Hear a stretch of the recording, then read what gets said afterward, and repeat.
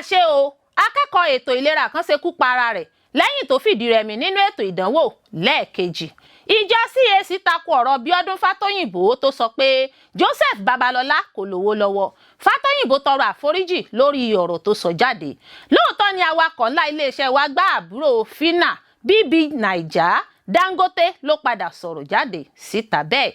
Ọ̀kan tún rèé o, mo nípa ọdún Ahérégbé tó jẹ́ ọjọ́ tí ẹnikẹ́ni kò gbọdọ̀ sí ṣọ́ọ̀bù tàbí tajà l'Ákúrẹ́. Àtúnṣe afárá Third Mainland bridge yóò ná wa tó 3.8 tírílíọ Naira o. Ìjọba Nàìjíríà ló kéde rẹ̀ bẹ́ẹ̀. Wọ́n tún sọ sẹ́ẹ̀lá bí wọn o.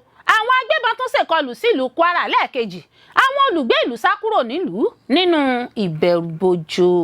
Ẹ gbọ́ àtúpalẹ̀ àwọn ìròyìn náà lẹ́kùnrẹ́rẹ́. You are welcome to Drive TV. If you're new to this channel, consider subscribing so you won't miss out any of our latest video. Ó mà ṣe o, akẹ́kọ̀ọ́ ètò ìlera kan ṣekupa ara rẹ̀ lẹ́yìn tó Fidiremi Ninu Eto Idanwo Leekeji kọ́bọ̀. Aláṣẹ àti alábòjútó ilé-ìwé gíga fásitì Ọbáfẹ́mi Awólọ́wọ̀ Yunifásítì Ilé-Ifẹ̀ ìpínlẹ̀ Ọ̀ṣun ti fìdí ikú akẹ́kọ̀ọ́ ètò ìlera apá kejì Ajíbọ́lá Ìbítáyọ̀ ẹni tó ṣe bẹ́ẹ̀ ṣekupa ara rẹ̀. Àtẹ̀jáde kan tó jẹ́ gbígbé jáde síta nípasẹ̀ alukoro fún ilé-ìwé gíga fásitì náà ọ̀gbẹ́ni Biodun Ọlárẹ̀wájú lọ́jọ́bọ̀ Thursday sọ wípé akẹ́kọ̀ọ́ náà pẹ̀lú nọ́mbà ìdánimọ̀ màtíríkì rẹ̀ DNE 2021-023 ṣekupa ara rẹ̀ lẹ́yìn tó Fidiremi nínú ètò ìdánwò rẹ̀. Ọlárẹ̀wájú sọ wípé èsì ìdánwò ọ̀hún ni wọ́n gbé jáde síta lọ́jọ́rú Wednesday tí wọ́n sì ní Ìbítáyọ̀ yóò tún ètò ìdánwò apá kejì náà ṣe fún ìgbà kejì. Inú ọ̀fọ̀ ni ilé-ìwé gíga fásitì Ọbáfẹ́mi Awólọ́wọ̀ àti agbègbè rẹ̀ wà báyìí lẹ́yìn ikú akẹ́kọ̀ọ́ tó wà ní yàrá ìkẹ́kọ̀ọ́ ìmọ̀ nípa ètò ìlera eyín ìyẹn Faculty of Dentistry. Àtẹ̀jáde náà jẹ́ kó di mímọ̀ pé akẹ́kọ̀ọ́ náà ẹni tó jẹ́ pé dókítà elétò ìlera ni bàbá rẹ̀ ń ṣe ló ṣe bẹ́ẹ̀ gún ara rẹ̀ lábẹ́rẹ́ nílégbèé àwọn òbí rẹ̀ l'Éjìgbò nípínlẹ̀ Ọ̀ṣun. Ẹni tó banújẹ́ lórí ìṣẹ̀lẹ̀ náà ọ̀gá àgbà ilé-ìwé gíga fásitì náà ọ̀jọ̀gbọ́n Simeon Bámirẹ́ rawọ́ ẹ̀bẹ̀ sí àwọn òbí àti alágbàtọ́ láti bá àwọn ọmọ wọn sọ̀rọ̀ nípa fífi yé wọn yékéyéké pé ìjákulẹ̀ nípa ìlépa àṣeyọrí ìṣerere wà lára ohun tí ẹ̀dá máa kojú. Ìjákulẹ̀ kì í sì ṣe òpin ẹ̀dá. Simeon rọ àwọn akẹ́kọ̀ọ́ àti àwọn ọ̀dọ́ bákan náà láti rí ìjákulẹ̀ gẹ́gẹ́ bí àǹfààní láti darí ọ̀nà wọn sí àṣeyọrí àti àwọn àmúyẹ ńlá. Ó gbàdúrà kí Ọlọ́run tó lágbára pẹ̀tù sọ́kàn àwọn òbí, mọ̀lẹ́bí, ẹ̀ka yàrá ìkẹ́kọ̀ọ́ ètò ìlera àti ilé-ìwé gíga àti agbègbè rẹ̀ lórí akẹ́kọ̀ọ́ tí wọ́n pàdánù náà. Gbogbo abiyamọ ayé a ò mà ní gbọ́mọsìn láṣẹ Elédùà, ara yóò sì ní bọ́ bàtọ̀fọ̀ sẹ́nu ọ̀nà wa. Ẹ ṣé púpọ̀ fún gbígbọ́ àti wíwò tí ẹ̀ ń wò wá. Etí tí ẹ̀ fi ń gbọ́ wa kò ní di, ojú tí ẹ̀ fi ń wò wá kò ní fọ́. Láṣẹ Elédùà yóò sì dára fún yín. Ìjọ CAC tako ọ̀rọ̀ Biodun Fatoyinbo tó sọ pé Joseph Babalola kò lówó lọ́wọ́. Fatoyinbo tọrọ àforíjì lórí ọ̀rọ̀ tó sọ jáde. Awuyewuye tún bẹ́ sílẹ̀ lẹ́yìn tí pásítọ̀ ilé ìjọsìn iléeṣẹ́ ìránṣẹ́ Commonwealth of Zion Assembly COSA sọ̀rọ̀ nípa olóògbé Joseph Ayọ̀délé Babalola wòlíì ìjọ Christ Apostolic Church CAC. Lákòókò iṣẹ́ ìránṣẹ́, Fatoyinbo sọ wípé Babalola jẹ́ ẹni àmì òróró yàn Ọlọ́run pẹ̀lú orí ọ̀fẹ́ ńlá ṣùgbọ́n kò lówó lọ́wọ́ nígbà ayé rẹ̀. Fatoyinbo sọ wípé níbo làwọn ọmọ Joseph Babalola wà. Ó ní ó dá òun lójú pé àwọn kan nínú wọn yóò kórìíra Ọlọ́run. Fídíò iṣẹ́ ìránṣẹ́ náà ló gba orí ìtàkùn ayélujára kan tí ọ̀pọ̀ ọmọ Nàìjíríà pàápàá jùlọ àwọn ọmọlẹ́yìn Kristi sì ti ń bu ẹnu àtẹ́ lu òjíṣẹ́ Ọlọ́run náà fún bó ṣe yẹpẹrẹ Babalola lórí ọ̀rọ̀. Nínú àtẹ̀jáde kan tó jẹ́ gbígbé jáde síta, Adé Aláwọdé tó jẹ́ olùdarí ìpolongo fún ìjọ CAC sọ wípé ọ̀rọ̀ tó tẹnu Fatoyinbo jáde síta nípa Babalola jẹ́ ọ̀rọ̀ aláìlọ́pọlọ, aláìmọ̀gbọ́ndání àti aláìlóye.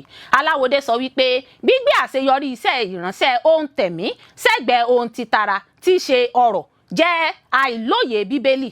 Ó ní ọ̀rọ̀ tó tẹnu Fatoyinbo jáde yìí kò sẹ́yìn irú àwọn èèyàn tó ń kó mọ́ra ṣùgbọ́n gẹ́gẹ́ bí oníwàásù ọ̀rọ̀ Ọlọ́run ó béèrè ó ní ṣé kò yẹ kó máa gbé àwọn iṣẹ́ àti àwọn ọ̀rọ̀ ẹnu rẹ̀ lẹ́sẹ̀ pẹ̀lú ọ̀rọ̀ inú Bíbélì. Aláwọdé ní kí ló fẹ́ gbà pẹ̀lú ìbéèrè ẹlẹ́yà tó ń béèrè pé níbo làwọn ọmọ Babalola wà. ó ní níbo nínú bíbélì tí ìṣerere tiẹ̀ ti jáde wá èyí tó ń yẹpẹrẹ àwọn èèyàn torí wọn kì í ṣe ọlọ́rọ̀. Ó béèrè ó ní ṣé iṣẹ́ ìránṣẹ́ rẹ̀ ọ̀hún kò ní fa ìwà àjẹbánu, ìwà ìbàjẹ́, jẹgúdújẹrá, ọ̀kánjúà, àìní ìwà bí ọlọ́run, pàápàá jùlọ lórílẹ̀-èdè tó ń jìjàgùdù pẹ̀lú àwọn ìwà ìbàjẹ́. Nítorí òtítọ́ àti ìran àtẹ̀lé ẹni, Aláwọ̀dé ní kí òun ṣe àfọ̀mọ́ ọ̀rọ̀ tí Fatoyinbo sọ jáde síta nípa Joseph Ayọ̀ Babalola. Àpọ́stélì Babalola ni Ọlọ́run pè gẹ́gẹ́ bí òjíṣẹ́ Ọlọ́run lọ́jọ́ 10 oṣù kẹwàá ọdún 1928 lẹ́ni ọdún 24. Iṣẹ́ ìránṣẹ́ rẹ̀ dé ẹkùn ìwọ̀ oòrùn western àti àárín ìwọ̀ oòrùn midwestern nílẹ̀ wa Nàìjíríà títí dé orílẹ̀-èdè Gold Coast tí ṣe Ghana báyìí pẹ̀lú àmì àti iṣẹ́ ìyanu oríṣiríṣi.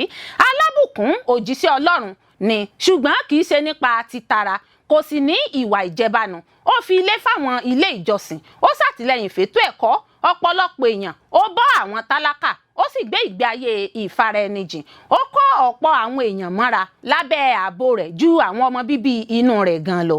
Nígbà tí Queen Elizabeth kejì ṣàbẹ̀wò sórílẹ̀-èdè Nàìjíríà lóṣù kejì ọdún 1956, Àpọ́stélì Babalola wà lára àwọn àlejò ńlá tí wọ́n bọ̀wọ̀ fún, bu ọlá fún. Ó fi kún pé ó gbé inú ilé tó dára, ó wa ọ̀kan lára àwọn ọkọ̀ ayọ́kẹ́lẹ́ Jeep Ford nígbà ayé rẹ̀, ṣèrànwọ́ gbárùkù ti ètò ìgbéyàwó, ètò ẹ̀kọ́ àti àwọn ètò iṣẹ́ kíkọ́ pẹ̀lú owó. Gbogbo èyí ni Babalola ṣe láì mọ lọ́wọ́ gbà mọ́ àwọn èèyàn lọ́wọ́ lórí pẹpẹ. Wáyé o, pásítọ̀ ilé ìjọsìn Commonwealth of Zion Assembly COSA Biodun Fatoyinbo ti rawọ́ ẹ̀bẹ̀ tọrọ àforíjì lórí ọ̀rọ̀ tó sọ jáde náà nípa oníwàásù ni àti ajínrere àgbà àkọ́kọ́ ìjọ Christ Apostolic Church CAC Joseph Ayọ̀ Babalola. Nínú fídíò tó gba orí ayélujára ló ti ní olóògbé Babalola jẹ́ ẹni àmì òróró Ọlọ́run, ṣùgbọ́n gbogbo orí ọ̀fẹ́ ọ̀hún kàn lọ báyẹn torí pé oníwàásù náà kò lówó lọ́wọ́. Ẹ̀wẹ̀, nínú àtẹ̀jáde tó jẹ́ gbígbé jáde síta lójú òpó ayélujára mọ̀mímọ́ lọ́jọ́bọ̀ Thursday, pásítọ̀ ìjọ COSA náà kábàámọ̀ ọ̀rọ̀ tó tẹnu rẹ̀ jáde. Ó sọ wípé wọ́n sì òun gbọ́ ni. Ó ní òun ò ní ṣaláìbọ̀wọ̀ tàbí sọ̀rọ̀ wọn láì dá yálà nídàkọ́ńkọ́ tàbí lójútáyé. Lóòótọ́ ni awakọ̀ ńlá iléeṣẹ́ wa gbá àbúrò Phyna BBNaija. Dangote ló padà sọ̀rọ̀ jáde síta bẹ́ẹ̀. Iléeṣẹ́ Dangote ti fèsì sí ẹ̀sùn tí olùjáwé olúborí nínú ètò amóhùnmáwòrán Big Brother Naija ìyẹn BBNaija Season 7 Ijoma Josephine Otabo tí ọ̀pọ̀ túmọ̀ sí Phyna pé ọ̀kan lára àwọn ọkọ̀ ńlá gba àbúrò rẹ̀ tó sì farapa yánnayànna. Phyna lọ́jọ́rú Wednesday ọjọ́ 13 oṣù kẹjọ fẹ̀sùn kan iléeṣẹ́ náà fún bí wọ́n ṣe fẹ́ faṣọ bo awakọ̀ wọn mọ́lẹ̀ àti ọkọ̀ ńlá tirẹ́là lẹ́yìn tí ọlọ́pàá yọ nọ́mbà ìdánimọ̀ ọkọ̀ ńlá ọ̀hún tó gbà àbúrò òun lórí àṣẹ iléeṣẹ́ náà pa. Ó fẹ̀sùn kàn wọ́n bákan náà pé mọ́níjà iléeṣẹ́ ọ̀hún ni wọ́n ní kó lọ ṣàbẹ̀wò sí iléeṣẹ́ ọlọ́pàá dípò kó kọ́kọ́ lọ wo àbúrò òun tó jẹ́ olùfarakásá tó wà lọ́gbà ilé ìwòsàn. Ó ní kí ló burú kí wọ́n kọ́kọ́ ṣàbẹ̀wò kí á mọ́ sá kí wọ́n káràmásìkí àbúrò òun tó wà lọ́gbà ilé ìwòsàn. Ó fi kún pé owó nìkan ni Dangote àti iléeṣẹ́ náà ní o, wọn kì í ṣe Ọlọ́run, ṣùgbọ́n Ọlọ́run òun tóbi gan-an. Ó ní ó tó gẹ́ o, wọ́n ti ṣe ọ̀pọ̀ níjàmbá, ṣekúpa ọ̀pọ̀ àwọn èèyàn. Àjálù burúkú kò ní ṣẹlẹ̀ sí wa láṣẹ Ìlédùà. Ọ̀kan tún rèé o, mọ̀ nípa ọdún Ahérégbé tó jẹ́ ọjọ́ tí ẹnikẹ́ni kò gbọdọ̀ sí ṣọ́ọ̀bù tàbí tajà l'Ákúrẹ́. Kò sí ẹnikẹ́ni tó gbọdọ̀ sí ṣọ́ọ̀bù tàbí tajà láyàjọ́ ọdún Ahérégbé nílùú Àkúrẹ́ gẹ́gẹ́ bí wọ́n ti ń ṣe láti ayébáyé. Ọdún Ahérégbé ọ̀hún ni ó wáyé gẹ́gẹ́ bí wọ́n ti máa ń ṣe l'Ákúrẹ́ tó wà nípínlẹ̀ Ondo. Ìyàlẹ́nu ló sì jẹ́ pé ìlú ìsìn kan náà darapọ̀ mọ́ ọdún Ahérégbé tọdún yìí. Lásìkò ọdún yìí ni àwọn àgbààgbà ìlú Àkúrẹ́ máa ń gbàdúrà fún àlàáfíà ìlú náà tó fi mọ́ ìlú ọba ilé èyí tí kò fi bẹ́ẹ̀ jìnnà sí Àkúrẹ́. Ṣáájú ni ìkéde ọ̀hún ti jáde pé kò ní sí kátàkárà nínú àwọn ìlú méjèèjì lásìkò tí ọdún Ahérégbé àti ọdún Àmọ̀lé bá ń wáyé. Ẹnikẹ́ni tó bá tajà ní àyájọ́ ọdún náà lè pàdánù ọjà rẹ̀ nítorí àwọn tó ń káàkiri ìlú láti rí dájú pé ọdún náà lọ bó ṣe yẹ kó lọ lè kó ọjà irúfẹ́ ẹni bẹ́ẹ̀ tàbí kó dànù. Ìyàlẹ́nu ló jẹ́ pé ìsìn kan darapọ̀ mọ́ ọdún Ahérégbé tọdún yìí. Ṣáájú ọdún yìí ní wàhálà àti ìjà tí máa ń wáyé láàrin ìsìn kan àti Àkúrẹ́ látàrí ọdún Ahérégbé nítorí ìlú ìsìn kan máa ń ṣí gbogbo ọjà wọn àti àwọn ilé ìtajà wọn ní àyájọ́ ọdún yìí, àmọ́ tí ọdún yìí yàtọ̀. Lásìkò tí àwọn oníròyìn kàn sí ààfin ìrálépo ìsìn kan, ọ̀kan lára àwọn olóyè ìsìn kan tí kò fẹ́ kí orúkọ rẹ̀ di mímọ̀ ṣàlàyé pé ìpàdé wáyé lọ́jọ́ Ajé Monde ọ̀sẹ̀ yìí láàrin àwọn lọ́balọ́ba lágbègbè Àkúrẹ́. Ó ṣàlàyé pé wọ́n ní àdéhùn pé wọ́n gbọ́dọ̀ bọ̀wọ̀ fún òfin àti ìlànà ọdún Ahérégbé tọdún yìí kí àlàáfíà lè jọba. Ó sọ pé wọ́n nílò láti gbé ìgbésẹ̀ náà látàrí onírúurú awuyewuye tó ti wáyé kí àlàáfíà lè jọba. Ó rọ gbogbo àwọn olùgbé ìsìn kan àti agbègbè rẹ̀ láti bọ̀wọ̀ fún àṣà àti ìṣe ọdún náà fún àlàáfíà ìlú Àkúrẹ́ lápapọ̀. Kí ni pàtàkì ọdún Ahérégbé tí ó fi jẹ́ pé wọn kì í ṣí ṣọ́ọ̀bù tàbí ìtajà lọ́jọ́ ọdún náà? Déjì ìlú Àkúrẹ́ ló máa ń kéde ọdún náà, bó tilẹ̀ jẹ́ pé ọ̀pọ̀lọpọ̀ lórí ọdún náà gẹ́gẹ́ bí ohun tí kò tọ̀nà tó sì ń dí ọrọ̀ ajé àwọn ènìyàn lọ́wọ́. Àmọ́ ṣùgbọ́n àwọn oníṣẹ̀ṣe rí ọdún ọ̀hún gẹ́gẹ́ bí ohun tó pọn dandan láti lè jẹ́ kí àlàáfíà jọba nílùú Àkúrẹ́ àti agbègbè rẹ̀. Lásìkò tó ń bá àwọn oníròyìn sọ̀rọ̀, olóyè Ṣàó ìlú Àkúrẹ́ Ọláníyì Àjọǹgbọ́lọ̀ ṣàlàyé pé wọ́n ya ọjọ́ náà sọ́tọ̀ fún àkànṣe àdúrà fún Àkúrẹ́ àti agbègbè rẹ̀.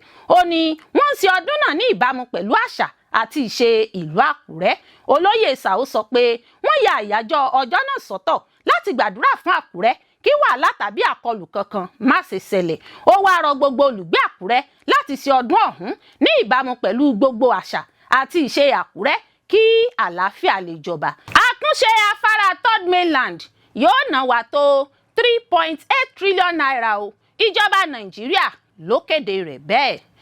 Afárá Third Mainland Bridge pẹ̀lú ọ̀pọ̀lọpọ̀ ọkọ̀ lórí rẹ̀ lásìkò àtúnṣe tó wáyé lọ́dún 2021. Ṣáájú ni ìjọba kéde pé àwọn fi bílíọ̀nù 3 ṣe àtúnṣe afárá náà lọ́dún 2023. Mínísítà fún àwọn àkànṣe iṣẹ́ òde David Umehi sọ pé àtúnṣe afárá Third Mainland Bridge yóò máa ná ìjọba ní bílíọ̀nù 4 dín díẹ̀.